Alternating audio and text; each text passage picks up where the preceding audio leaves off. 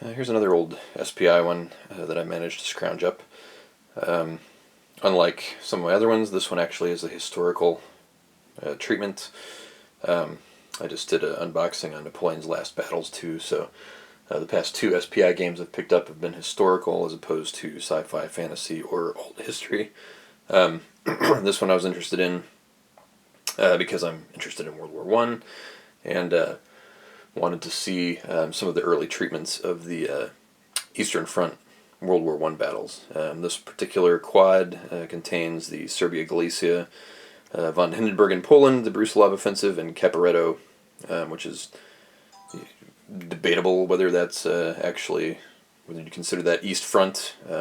It's in Italy, so nonetheless, there it is in this quad. So it should be interesting to see how that is portrayed. Not a lot of Italian front World War One simulations out there. This is another one that's, I'm not sure if there was ever a flat pack released of this, or if these were treatments that came from S&T mags that were collected into a boxed quad. I think there was a flat pack, but I know my primary experience of this one is as a boxed quad. It's sometimes kind of hard to tell with old SPI titles what was boxed versus what was just magazine games.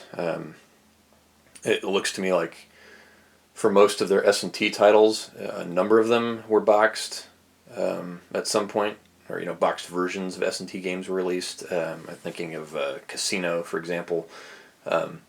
That's one that I actually just recently found a copy of, and that was an S&T title that was given a boxed treatment. I know some of their Ares magazine titles were boxed. There's, I think, Ragnarok, maybe, if that was in Ares magazine. Barbarian Kings, I think, was in Ares magazine. Those got boxed titles. Yet Albion, the Land of Fairy sci-fi, or rather fantasy, Ares magazine treatment, that I don't recall ever having a box. So trying to think of what I've got in my own collection. Siege of Constantinople, I think that was from an S&T mag. Armada, that was from an S&T mag. Both of those were given boxed treatments. Tito got a boxed treatment. Plot to Assassinate Hitler. So a lot of these S&T titles ended up getting boxed at some point, but then some weren't. So I could never tell what the criteria for SPI taking one of their magazine titles and producing a boxed version of it. So it's sort of a crapshoot. Something that I thought was never boxed, which was A Mighty Fortress, I thought was only ever released in a flat pack version. There are boxes of it actually floating around out there. On the other hand, something like Minuteman, which I've only ever seen a flat pack treatment of, as far as I know, never got a boxed treatment.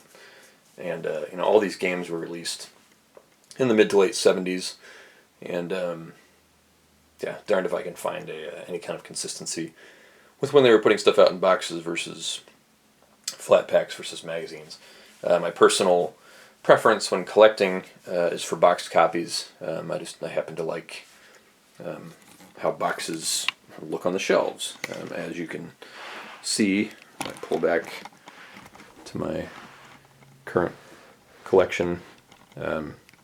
Boxes are something that I particularly like. Stuff stacked at the bottom there, that's magazines.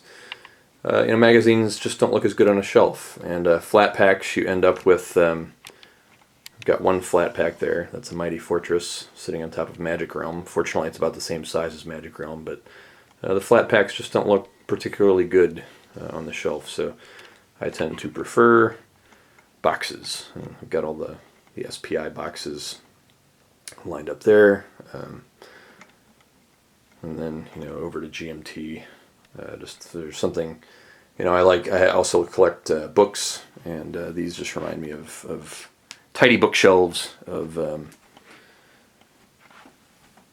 books. So it's kind of an aesthetic thing, I guess, that I tend to prefer to have boxes to line my shelves with. But I also have a number of magazine games. Sometimes you want games. These aren't games just for display for me as much as I like displaying them. I intend to play all of them. They'll all get punched. So nothing's just sitting in shrink wrap on my shelf as a collector's item. So I will get magazines, and I've got a nice couple of storage, like file boxes full of magazine games that won't ever have boxes for them. So anyway, we will take a look here at the Great War in the East. And this one was in pretty good shape. Not really too much shelf wear on the box. And interesting, there's a little bit of sun, you can see there, a little bit of sun damage to that box where it's faded a little bit. This is the era when the boxes didn't have backs on them.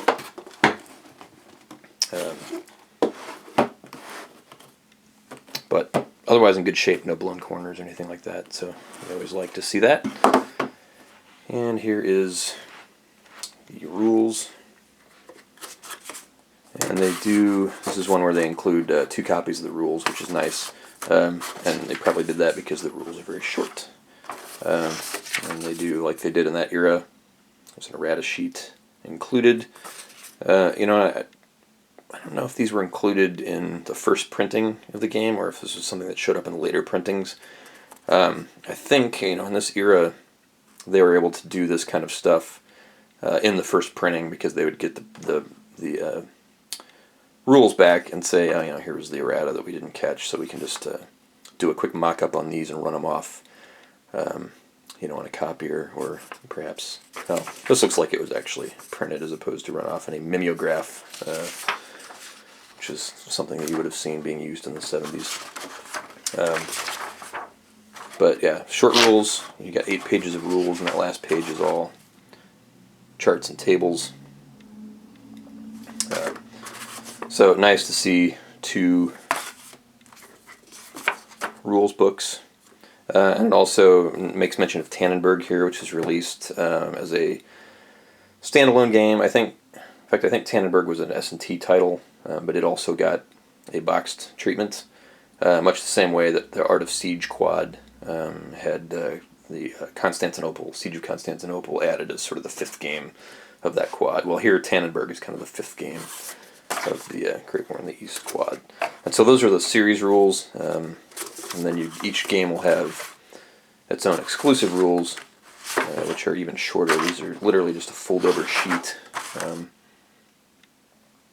that's basically 4 pages long. So that is Austria-Hungary at War, 1914. And you can see this is all very, very classic SPI style, which still is kind of the gold standard of rules organization for war games.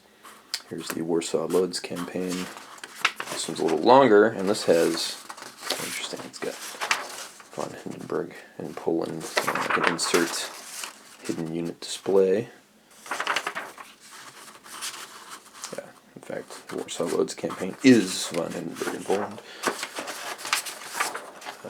So again, this is 4 pages plus the special insert sheet there. And we have the Brusilov Offensive, one of Russia's baffling offensive campaigns that always ended poorly. They had more success against the Austrians than they did against the Germans, but it didn't take a whole lot to be successful against the Austrians. They were possibly the one army on the field that was worse equipped than the Russians. And then here we have Caporetto, Catastrophe for Italy, which Italy never achieved much, which is even sadder since they were largely facing Austrians too, and couldn't seem to pull it off. So there again, about 4 pages of rules each for these individual games. Sure, SPI customer response card, in case you want to let SPI know what your thoughts are. 257 Park Avenue South. I wonder what's there now. These maps, you can see they have this extra fold in them. So I'm not sure if, as quad games, I noticed that one of the other quads that I have, the Great Medieval Battles, there next to Armada, That was another one that had those like extra folded maps, and I'm not sure if that was because maybe when these were produced in a quad, if the box was smaller, or why exactly. But all these maps have these extra folds in them, so you can fold them down to even smaller size. Because otherwise, I mean, they're already fairly small maps with just 4 folds in them, but they've added these extra folds to them in case they were bundled up, I guess, in a smaller packaging. Regardless, this is the Serbia Galicia, which, as you can see, is like a split map, and well, kind of some confusing, looks like route connections perhaps of moving between the two maps, and kind of a Byzantine level of connections. But regardless of that, you can see they're still pretty classic SPI Simonson style maps. Simonson or Simonson? I don't know. I always said Simonson, I guess, but it could be Simonson. Listen to how maybe people who worked at SPI in that era pronounce his name. There's a map for the Brusilov offensive, and all of these maps are all smaller maps that have the extra folds in them, so I think that was interesting. But color-wise, they're all pretty normal SPI at the time, with sort of that off-white color background for clear terrain, and then your different elevations. As we've got the Carpathian Mountains here on one edge of the map.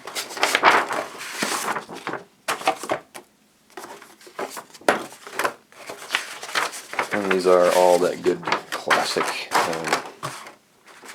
SPI heavy matte paper.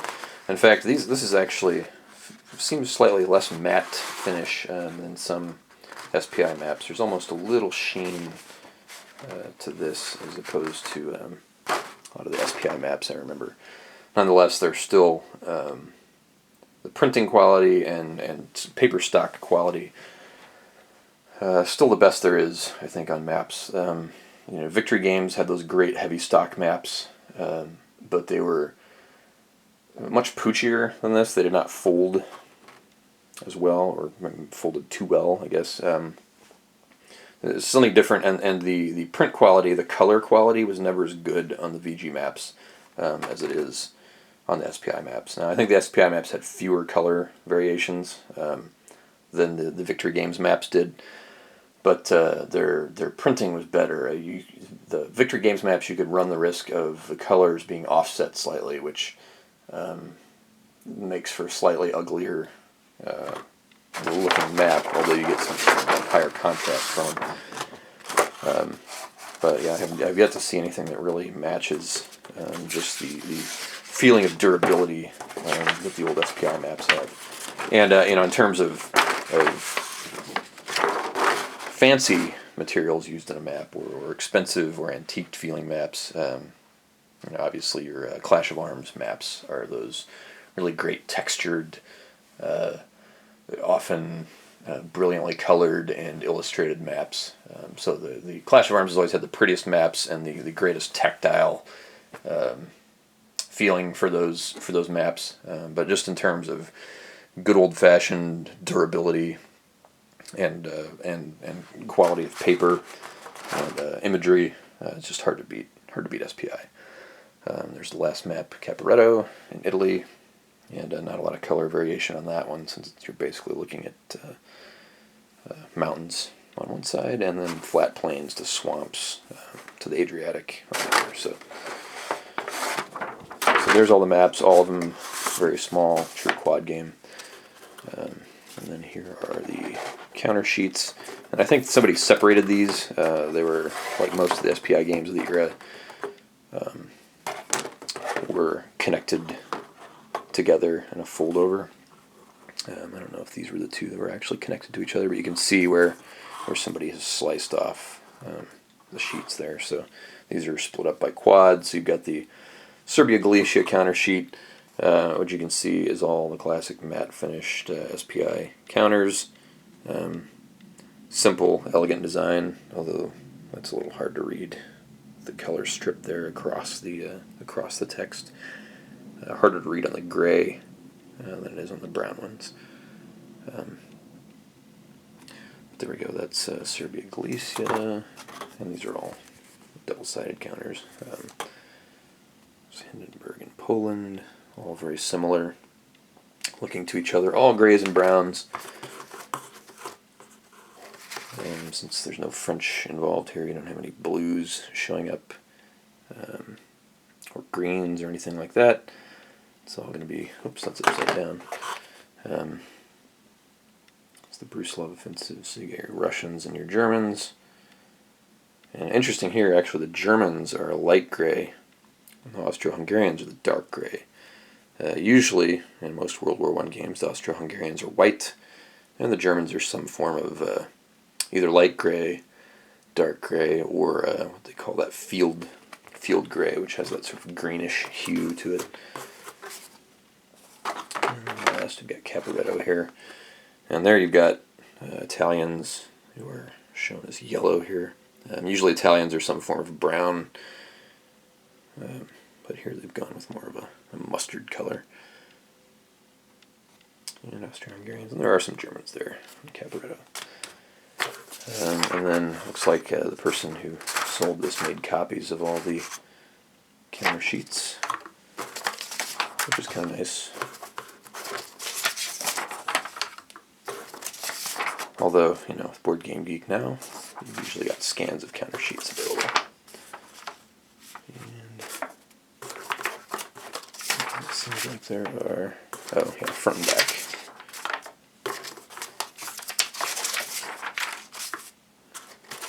And then we've got